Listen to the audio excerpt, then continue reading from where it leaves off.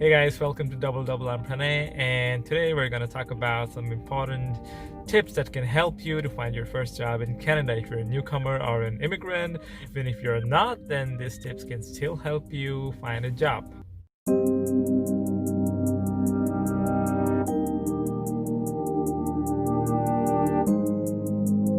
I'm going to be talking from the perspective of the banking industry, but even if you're not associated with banking, it can still help you because a lot of things are common to find any job.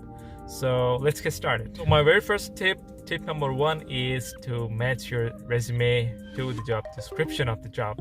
I cannot stress enough on this, the reason being that the first level of filtering is done by an automated system. So when the resume is filtered by the system, it will match the keywords that you mentioned in your resume to the keywords in the job description. So if your resume doesn't have the keywords or matching words based on the job description, you'll be automatically rejected even before your resume reaches the recruiters or the hiring managers. It is really important to match at least 60 to 70% of the keywords that is mentioned in the job description.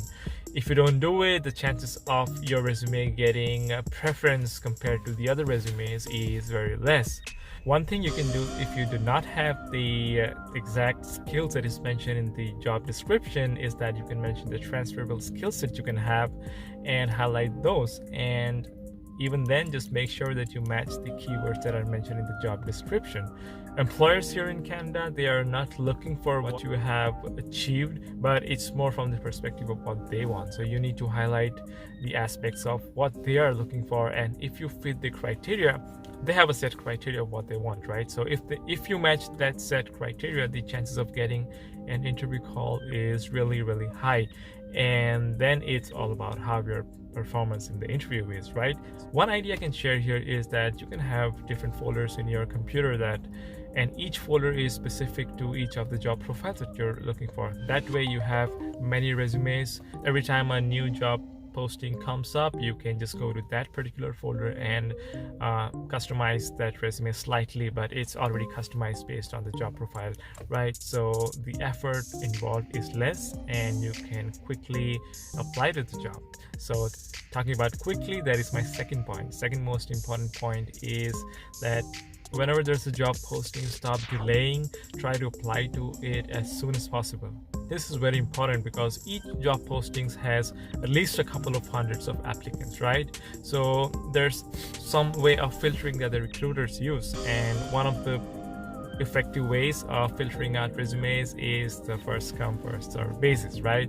It does happen, it doesn't always happen that way, but I have heard that it does happen. The reason being that if there are 100 applicants right on the very first day that a job posting has been posted and a lot of applicants have already applied, so what the recruiters do, they do not even look at the other resumes. That is why it is really important to apply to a job as soon as the posting has come up. Be prepared, be proactive, keep your notifications on. That is really important. You can keep notifications on for Indeed, you can keep notifications on for the various employees that you're targeting for, because at the end of the day they do have a notification option. Most of the employees, the bigger employees, have that, so you can take advantage of it. The third very important point that I want to discuss here is that just submitting a job application online is not enough, because you are in the pool with hundreds of other candidates and the chances of you getting selected is quite less. It's just like a lottery ticket, right? Because most of the applicants who had applied for the job have been the same experience and the resumes are similar, the job experience and everything is the same. So it's really difficult for the recruiter to select or shortlist candidates for the interview.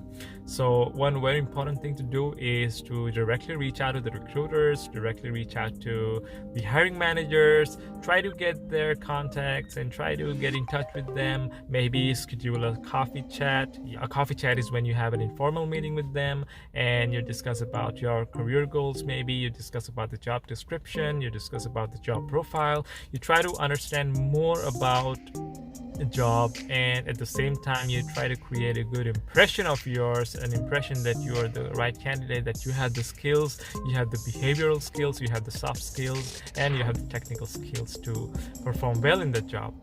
I would say that you can use some of the online tools. You know which one I'm talking about. Starts with an L and ends with an N. Yes, LinkedIn. So you can start using LinkedIn to connect with professionals to get an idea of the job position. You can have a chat with them. You can send a message, and maybe you can ask them, is it possible to have a coffee chat? And you will be surprised to know that a lot of people don't mind that. A lot of people do spare time for you and would be glad to meet you and share about their job experience. Now, this may not yield you results instantly because, of course, it's just an informal communication, right? But if you're able to create a rapport, create a good impression of you, able to highlight skill sets in the informal meeting, then it can quickly, or at least it can eventually lead to an interview and maybe lead to a job. So it's very important that when you connect with someone on LinkedIn, that you're able to take that further and try to create a rapport with them, try to meet them in person, have a coffee chat, and discuss about your career prospects, career growth, and try to learn more about the industry. Now, this is not only about getting a job, it is also about learning the soft skills. It is also about developing a network, developing connections. It is also about you learning more about the job itself. So going forward, if you have an interview, you exactly know what the job is about, what the profile is about, and what skills you are looking for. So if you're new to the country, do make it a habit to connect with new people on LinkedIn, connect with hiring managers, connect with recruiters, and try to understand their perspective, what they're looking for. And believe it or not, it does run in the subconscious mind. So if you have had a conversation with someone and then your name pops up in a resume that you've submitted online, then there's some subconscious bias, or there's some preference given to you, or at least they're able to recall the name, and at least they know that this person I've met, he could be suitable for this job, so let's give him an opportunity for an interview. And then it's all up to you. So you never know when things start working in your direction. So please don't stop making the efforts to try to connect with individuals, try to understand more about the job, try to understand more about the role. This is also important because many of the jobs, when they go through the HR portal and when they are posted online, the hiring manager may have already made his mind about whom to hire. This happens sometimes because, if you're not proactive enough, someone else is, and someone else has already reached out to him and proved why he is the best candidate for the job, and that helps the hiring manager make his decision. And if you're proactive enough, it not only helps you find a job, it also helps him spend less time doing interviews because he has a lot of other jobs to do being a manager, right? So that is something I would suggest that you do. You try to be more proactive, try to reach out. It's just about marketing yourself, right? So do it as much as you can. At the end of the day, it will help you find a job. Now let's take it to the next level. What happens is you have met people, you have had coffee chats with them, you try to meet and greet them maybe once a month or so, and you have been really trying really hard to find a job. Now there's a job posting that you really like about and you really want to be selected for. What you do is you reach out to them, ask if they can provide you a reference for the job.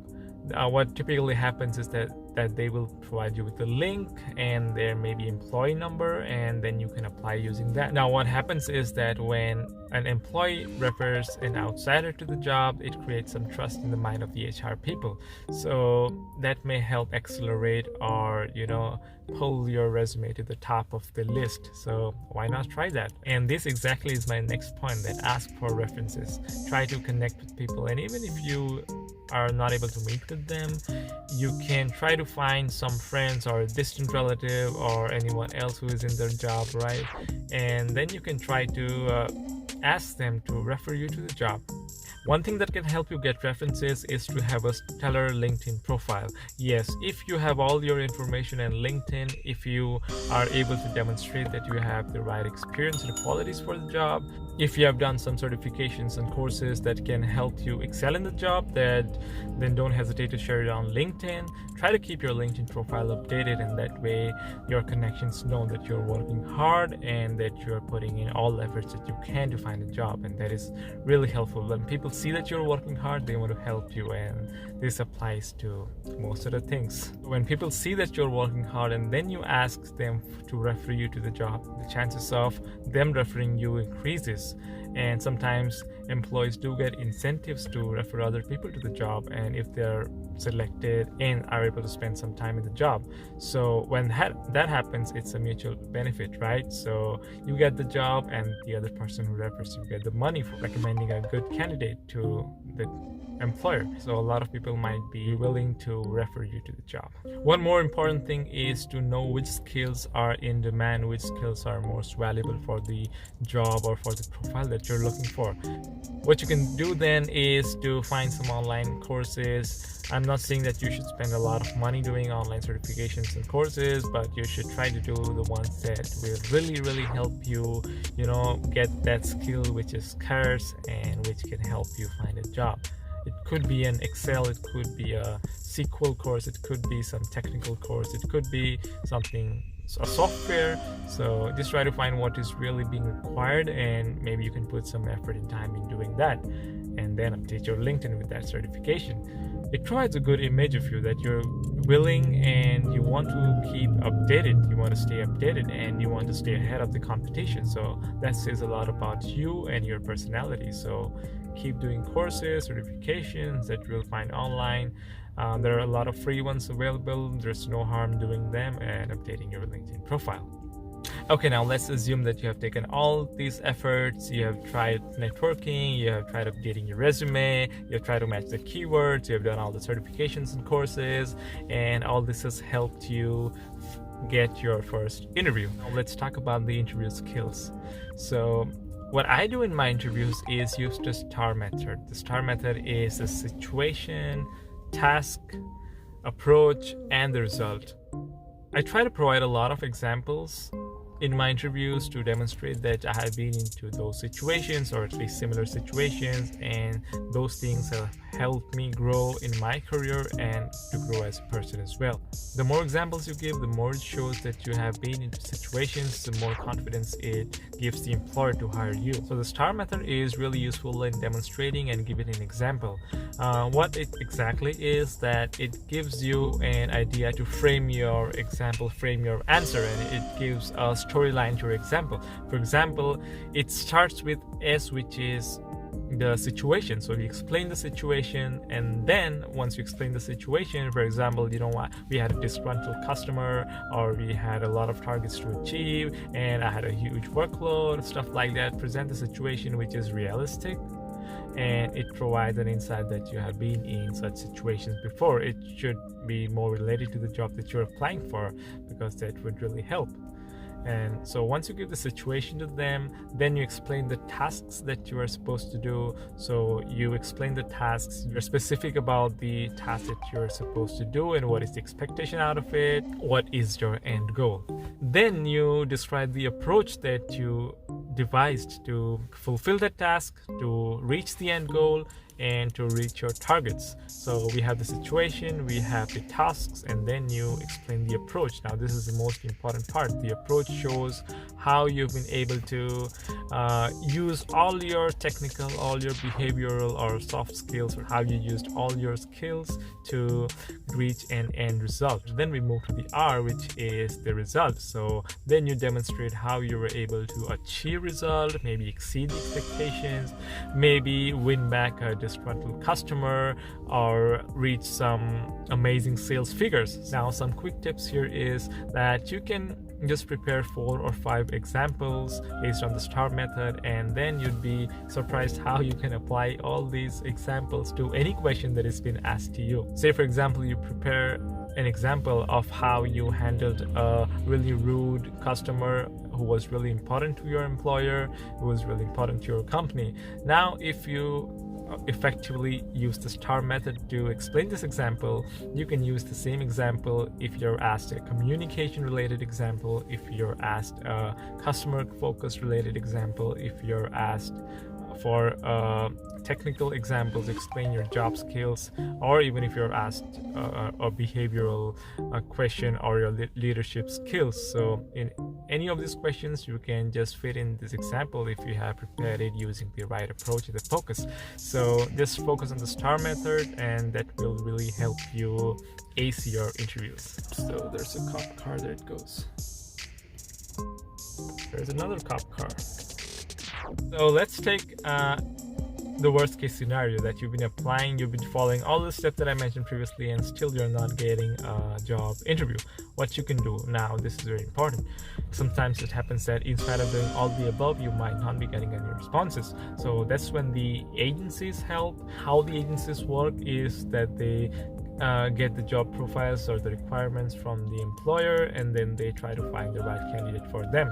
They could help you connect to the employer, and they also have some job postings with them. How do you find these agencies? So you can find these agencies through Indeed, you can find these agencies through LinkedIn or Google. Some of the agencies that I've come across while doing my job search are Manpower, Randstad, Robert Half, and Bag Group, and a few others. So these agencies could help you connect with the employer and find you your job. And once you're inside the bank, then you have a lot of opportunities that could be opening for you, right? Now it's really important to not just submit your resume or application to the agencies, just like we talked about the employers. We need to get in touch with the person who is actually hiring for the profile. So try to get the email ID of the person who is hiring for on behalf of the agency. It's really not that tough. You can do some online searches to find the email ID. You can try to find the person on LinkedIn.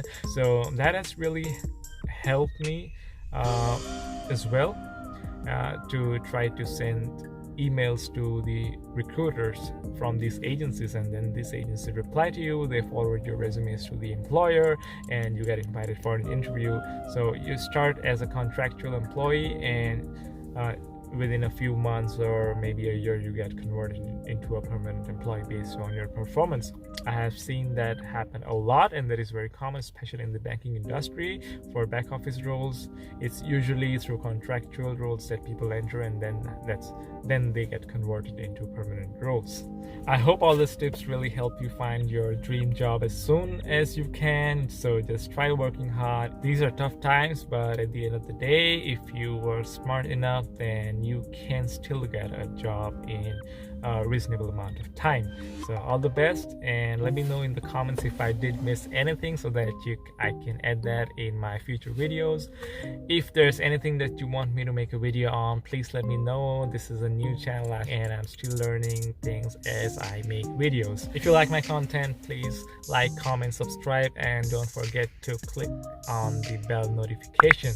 So when you click on the bell icon, you get a notification every time I put a new video, so you don't miss anything. So stay safe, bye, and have a great day. It's nice and sunny out here, and hopefully the good days are coming.